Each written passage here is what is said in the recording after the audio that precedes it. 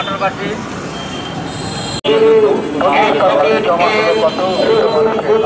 আলাপ করে জেনেছি প্রতি কেজি পেঁয়াজ উৎপাদন করতে সর্বোচ্চ 36 টাকা খরচ। অতি মুনাফা আমাদের মস্তিষ্কে এমন ভাবে গেঁথে গেছে।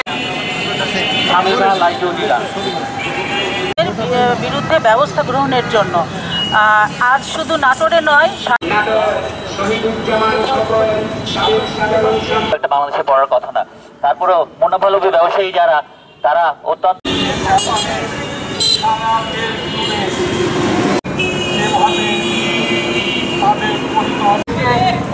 সমস্যা কোথায়? যুদ্ধের কারণে প্রভাব পড়েছে।